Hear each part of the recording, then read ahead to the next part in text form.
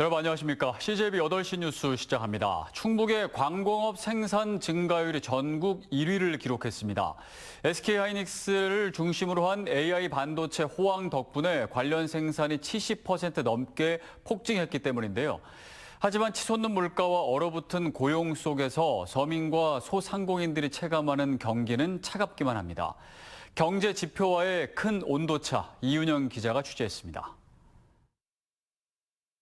청주 테크노폴리스 단지에 위치한 SK하이닉스. 글로벌 AI 반도체 수요 폭발로 주요 생산 라인이 가동률을 최대치로 끌어올리며 충북 제조업 현장은 그 어느 때보다 활기를 띠고 있습니다. 실제로 올해 2분기 충북의 광공업 생산은 1년 전보다 27.8% 급증했습니다. 전국 평균 증가율을 14배나 웃도는 수치로 전국 17개 시도 가운데 단연 독보적 1위입니다. 서울과 대전이 마이너스 5%대, 전남이 마이너스 9.2%를 기록하는 등 타 지자체가 고전하는 상황에서 얻은 독주라 의미가 더 큽니다. 세부적으로는 반도체와 전자부품 생산이 70.9%, 전기 장비가 61.6% 폭증하며 전체 상승세를 견인했습니다. 하지만 이 같은 반도체 호황의 온기는 서민 경제까지 닿지 못하고 있습니다. 충북의 소비자 물가 상승률은 3.2%로 서울과 부산 등 주요 대도시를 뛰어넘어 전국 최상위권을 기록했습니다. 여기에 2분기 고용률마저 1년 전보다 0.6%포인트 하락하며 전국에서 가장 큰 폭으로 떨어졌습니다. 생산 지표는 수직 상승했지만 치솟는 물가와 일자리 가뭄에 서민들의 살림살이는 오히려 팍팍해지고 있는 겁니다. 반 정도 줄었다고 봐야죠. 실질적으로 소득이 거의 지금 없다라고 봐야 돼요. 우리 인건비도 안 나올 정도로 유지가 좀 힘든 상황입니다. 특정 첨단 산업에 국한된 착시 현상이 지속되면서 화려한 지표 뒤 서민들이 느끼는 상대적 박탈감과 경기의 양극화는 더욱 깊어지고 있습니다. CJB 이윤영입니다. 청산 위기까지 내몰렸던 홈플러스가 다시 문을 열면서 정상화의 불씨를 살리고 있습니다. 재개장 이후 고객과 매출이 빠르게 늘고 있는 가운데 지역사회도 장보기 캠페인으로 힘을 보태고 있는데요. 하지만 고용 불안과 상품 공급 안정화 등 풀어야 할 과제도 여전해 다음 달 회생 계획안 가결 여부가 정상화의 최대 분수령이 될 전망입니다. 이민아 기자입니다. 손님들이 진열대를 둘러보며 필요한 상품을 고릅니다. 카트에는 먹거리와 생필품이 하나둘 채워집니다. 재개장한 홈플러스에 다시 손님들의 발길이 이어지고 있습니다. 문 닫았다가 다시 여니까 반갑고 빨리 정상화됐으면 좋겠어요. 물건 많이 채워놓고. 한때 영업을 중단했던 홈플러스는 지난 13일 전국 67개 매장의 문을 다시 열었습니다. 청주점과 성안점, 오창점 등 충북에 있는 3개 점포도 다시 영업에 들어갔습니다. 재개장 이후 닷새 동안 전국 매출은 437억 원으로 영업 중단 직전 같은 기간보다 3배 가까이 늘었습니다. 지역사회도 회생에 힘을 보태고 나섰습니다. 지역 정치권과 노동계, 시민사회는 홈플러스 오창점에서 장보기 캠페인을 펼치며 시민들의 관심과 이용을 호소했습니다. 홈플러스를 살려야 된다고 하는 것은 홈플러스의 경영자를 살리자고 하는 것은 아니지 않겠습니까? 이곳에 일하는 분들, 많은 노동자와 협력업체들을 살리자고 하는. 다만 안정적인 영업을 이어가기 위해서는 풀어야 할 과제도 적지 않습니다. 오창점의 경우 90명 안팎이던 직원 가운데 휴업 직전까지 30명 이상이 퇴사하면서 현재 50명가량만 남아 있습니다. 영업은 재개됐지만 구조조정과 인력 감축에 대한 직원들의 불안감은 여전합니다. 또 사실은 구조조정이나 인력 감축 이런 거에 대한 그런 불안감은 항상 남아 있거든요. 나와서 일은 하고 있지만 마음 한편이 항상 불안한 거죠. 안정적인 상품 공급도 과제입니다. 아직 일부 상품의 공급이 원활하지 않은 가운데 밀린 납품 대금 문제가 변수로 남아 있는 겁니다. 홈플러스의 운명은 다음 달 2일 서울 회생법원에서 채권자 등이 참석해 열리는 관계인 집회에서 갈리게 됩니다. 이때 회생 계획안이 받아들여져야만 법원의 인가를 거쳐 회생 절차를 이어갈 수 있습니다. CJB 이민아입니다. 취업 청탁 등 업무방해 혐의에 대해 1심에서 무죄를 선고받은 노영민 전 대통령 비서실장에 대해 검찰이 항소를 하지 않으면서 무죄가 확정됐습니다. 노 전 실장은 지난해 1월 이정근 전 더불어민주당 사무부총장의 한국복합물류 상근 고문 취업에 부당한 영향력을 행사한 혐의로 재판에 넘겨졌습니다.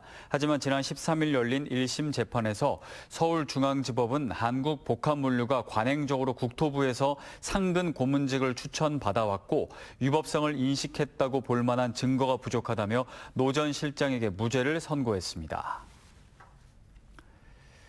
민선 8기 추진하던 제천시립미술관 전시를 위해 미술품을 매입하는 과정에서 석연치 않은 매입 절차가 있었다는 보도 전해드렸는데요. 일부 작품은 미술관 건립자문위원이 자신 소유의 작품을 셀프 추천하고 실제 제천시가 매입한 정황도 확인됐습니다. 이태영 기자입니다. 제천시가 시립미술관 건립을 위해 지난해 수집한 미술품들입니다. 작고한 지역 출신 작가의 작품으로 제천시는 이 작가의 작품 13점을 매입했습니다. 하지만 제천시가 이를 사들인 건 유족이 아닌 A씨. A씨는 제천 시립미술관 건립을 위한 자문위원회 위원 중 한 명입니다.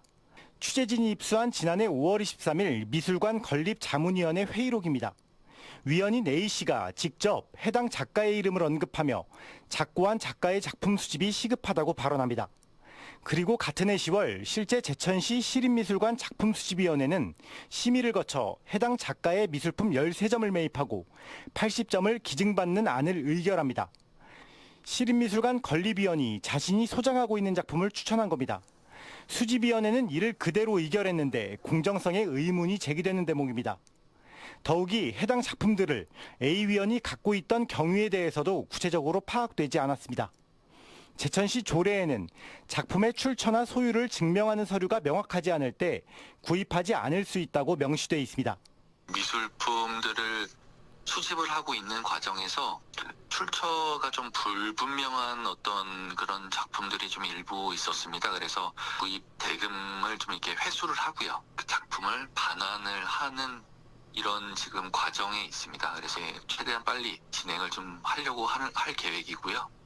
이에 대해 A위원은 해당 작가뿐 아니라 지역 여러 작가들의 작품을 추천했고 이는 지역 미술계를 위한 취지였다고 설명합니다. 또 제천시로부터 받은 돈은 작품의 가치가 아닌 자신이 20년 넘게 소장한 것에 대한 수고비로 생각했고 그런 점에서 나머지 80점의 작품도 기증하게 됐다고 해명했습니다. 한편 민선국이 들어 시립미술관 건립이 전면 재검토되고 있는 가운데 지난 집행부에서 발생한 이번 미술품 매입 과정의 문제점들은 시립미술관 건립의 또 다른 변수가 되고 있습니다. CJB 이태현입니다.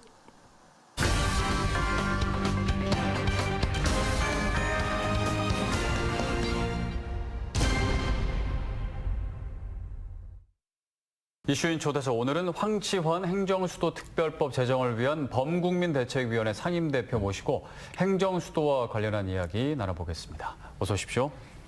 네, 반갑습니다. 지난 8월 13일에 행정수도특별법 제정을 위한 범국민대책위원회가 공식 출범했습니다. 여기에는 좀 어떤 의미가 있을까요? 가장 큰 의미는 행정수도 완성이 세종시만의 운동을 넘어서 우리 충청권 민관정을 비롯한 전국적인 국민운동으로 다시 출발한다는 것입니다. 네. 그래서 행정수도 문제는 지난 20여 년 동안 세종 시민과 충청권 민관정이 중심이 되어 지켜왔습니다. 그러나 수도권 초집중과 지방 소멸은 이제 특정 지역의 문제가 아니라 우리 대한민국의 지속 가능성을 위협하는 그러한 국가적 문제가 됐습니다.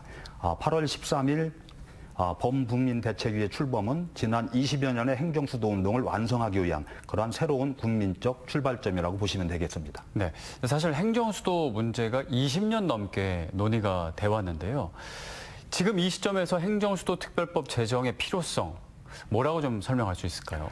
오히려 20년이 지났기 때문에 지금 특별법이 더 필요하다고 생각을 합니다. 네. 2004년 당시에는 행정수도 이전이 미래의 계획이었습니다. 그러나 지금은 상황이 완전히 달라졌습니다. 중앙정부 부처 대부분이 세종으로 이전을 했고 국회 세종의사당, 대통령 세종집무실까지 추진을 하고 있습니다. 그런데 대통령과 국회, 주요 국가기관이 서울과 세종으로 나뉘면서 행정 비효율과 사회적 비용이 계속 발생하고 있습니다.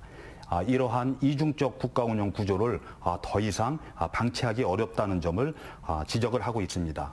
그래서 이제는 세종을 사실상의 행정수도에서 법률상의 행정수도로 완성해야 합니다. 행정수도 특별법은 지난 20년에 미완성의 과제를 끝내고 대한민국의 새로운 균형 성장 발전의 체제를 만드는 출발점입니다. 그러면 그 내용이 중요할 것 같습니다. 어떤 내용들이 좀 담겨야 된다고 보십니까? 우선 특별법에는 세종특별자치시가 대한민국의 행정수도라는 법적 지위가 명확하게 규정이 되어야 합니다. 그리고 대통령 세종직무실과 국회 세종이사당을 비롯한 행정부, 입법부의 국가 중추 기능을 단계적으로 이전하고 이를 뒷받침할 국가의 책무와 추진 체계, 그리고 재정적, 행정적 지원 근거가 담겨야 합니다. 우현 문제는 피할 것이 아니라 정면으로 다뤄야 합니다. 2004년 헌법재판소 결정은 당시의 국민적 인식과 국가 운영 현실을 바탕으로 한 결정이었습니다. 그러나 헌법의 명문 조항과 헌법재판소의 해석은 구별할 필요가 있습니다. 20년 동안 국가 운영 시스템도 국민 인식도 정치적 환경도 크게 달라졌습니다. 이제는 정부 부처와 공공기관이 이전한 세종시도 행정수도라는 그러한 관섭이 생겨난 것입니다. 따라서 국회가 먼저 특별법을 제정하고 필요하다면 헌법재판소의 새로운 판단을 받는 것이 책임 있는 입법부의 자세라고 생각을 합니다. 네, 최근에 보면 이제 세종시장 그리고 또 시의회도 전국적으로 좀 적극적으로 행보를 보이고 있는데요. 그 특별법 제정을 위한 여러 여건이나 분위기가 지금 잘 모이고 있다고 보십니까? 우선 대통령께서 세종을 명실상부한 국정의 중심축으로 만들어야 한다는 의지를 밝히고 있고 제도적, 법적 뒷받침도 이렇게 중단 없이 이어가야 한다고 얼마 전 세종 국무회에서 밝히셨습니다. 네. 국회에도 행정수도와 관련한 법안들이 제출돼 있고 여야 정치권에서도 행정수도 완성 자체에 대해서 과거보다 공감대가 크게 넓어졌습니다. 또한 국민 인식도 달라졌습니다. 국회와 대통령실의 세종 이전에 대한 국민적 찬성 여론이 53.9%로 과반을 넘었습니다.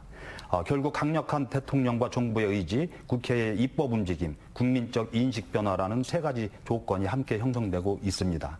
이 기회를 놓치면 또 몇 년을 기다려야 할지 모릅니다. 이제 분위기와 여건이 다 모였으니까 중요한 거는 국회 통과가 가장 중요할 텐데요. 실질적인 그 어떤 전략이 좀 필요할까요? 저희는 크게 세 가지가 필요하다고 보고 있습니다. 첫째는 대통령과 정부의 확고한 의지, 그리고 둘째는 여야의 정치적 합의, 그리고 셋째는 국민적 공감대입니다. 결국 정부, 국회, 지방정부, 시민사회가 동시에 움직여야만 합니다. 그래야 연내 재정이라는 목표를 현실로 만들어낼 수가 있다고 생각을 합니다. 네, 이제 특별법 제정을 위한 범국민대책위원회가 출범을 하고 활동을 시작했습니다. 앞으로 어떤 활동 계획들이 있습니까? 그렇습니다. 지난 8월 13일은 출범의 시작입니다. 이제부터는 국회를 움직이고 국민의 공감대를 만드는 행동에 집중할 계획입니다. 우선 충청권 4개 시도의 지방정부와 지방의회, 그리고 국회의원, 시민사회가 함께하는 공동행동을 확대하고 오는 8월 31일 국회에서 대규모 범국민결의대회를 추진할 계획을 세우고 있습니다. 또한 9월부터 정기국회와 법안 심사 과정에 맞춰서 국회 앞 릴레이 1인 캠페인과 정책 토론회, 그리고 여야 지도부 및 국토교통위원 면담, 그리고 전국 시민사회와 연대 활동을 지속적으로 전개할 것입니다. 저희는 20년을 기다렸습니다. 이제는 행동할 때입니다. 행정수도 특별법의 연내 제정, 국민 여러분께서 함께 해주신다면 반드시 해낼 수 있습니다. 네, 알겠습니다. 지금까지 황치환 행정수도 특별법 제정을 위한 범국민대책위원회 상임대표였습니다. 말씀 감사드립니다. 청주시정연구원이 민선 9기 청주시의 새로운 도시 비전과 미래 신성장 동력 확보를 위해 마련한 시민특별시 청주 미래를 여는 도시로의 전환 정책 세미나가 오늘 국립청주해양과학관 대강당에서 열렸습니다. 민선 9기 시정 방침에 대한 수요조사 결과를 발표한 이순자 연구자문단장은 전문가들은 청주의 주요 현안으로 첨단산업과 광역교통, 문화정책과 오송, 오창 등 지역 성장 거점 등을 꼽았다고 밝혔습니다. 원광희 청주시정연구원장은 제안된 다양한 의견을 향후 정책 연구에 적극 반영하겠다고 말했습니다. 윤건영 충북교육감이 교권을 침해해 실형을 선고받은 학부모 사건과 관련해 악성 민원에는 원칙에 따라 단호히 대응하겠다고 밝혔습니다.